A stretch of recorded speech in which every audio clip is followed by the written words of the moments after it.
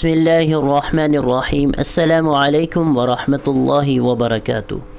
نماز میں اکثر لوگ سورۃ الاخلاص کی تلاوت کرتے ہیں، اور یہ بہت ہی کامن غلطی ہیں جو اکثر لوگ کر دیتے ہیں، اور اسی طرح سے کچھ الفاظ قرآن پاک میں بھی اس طرح سے آتے ہیں۔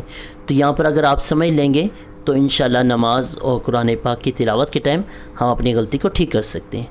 لوگ پڑھتے ہیں وَلَمْ يَكُنْ لَهُ، وہ یہاں پر کاف کو نون سے ملاتے ہیں، پھر اس کے بعد لام آگے پڑھتے ہیں، تو یہ بہت ہی غلط ہو جاتا ہے۔ اصل میں ان الفاظ کو کیسے ادا کیا جائے گا؟ وَلَمْ يَكُنْ لَهُ، یہاں پر آپ یاد رکھیے کہ اگر جزم والا حرف اور تشدید والا حرف دونوں ایک ساتھ اکٹھے آ جائیں تو جزم والے حرف کو آپ سکپ کریں گے، اس کو آپ سائلنٹ کر دیں گے، تو کاف کو آپ ڈائریکٹ کس کے ساتھ ملائیں گے؟ لام کے ساتھ۔ کیسے پڑھا جائے گا؟ وَلَمْ يَكُنْ لَهُ، وَلَمْ يَكُنْ لَهُ، ٹھیک ہے؟ تو اس کو آپ یاد رکھیے گا۔ اس کے ساتھ نیچے والی اگزامپل بھی آپ دیکھیں، یہ ہمارے سیکنڈ کلمے میں بھی آتا ہے، اور اس کے علاوہ نماز میں بھی یہ الفاظ استعمال ہوتے ہیں۔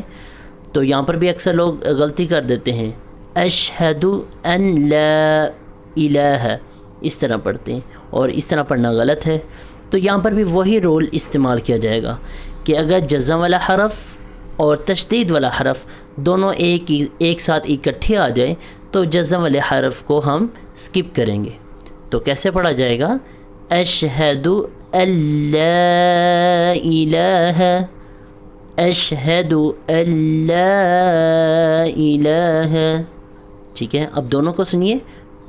پہلی جو اگزامپل ہے اس کو آپ دیکھیے، وَلَمْ يَكُنْ لَهُ كُفُوًا أَحَدٌ، دوبارہ سنیے، وَلَمْ يَكُنْ لَهُ كُفُوًا أَحَدٌ۔ اور سیکنڈ اگزامپل کو دیکھیے، اشہد ان لا الہ الا اللہ، دوبارہ سنیے، اشہد ان لا الہ الا اللہ، ٹھیک ہے؟ اور اسی طرح سے اگر آپ یہ رول کو یاد رکھ لیں گے تو قرآن پاک پہ اور جگہ بھی اس طرح کے جو الفاظ آتے ہیں وہاں پر بھی آپ کو کسی قسم کی کوئی مشکل پیش نہیں آئے گی۔ اللہ تعالی ہمیں قرآن پاک کی صحیح تلاوت کرنے کی توفیق نصیب فرمائے۔ السلام علیکم ورحمۃ اللہ وبرکاتہ۔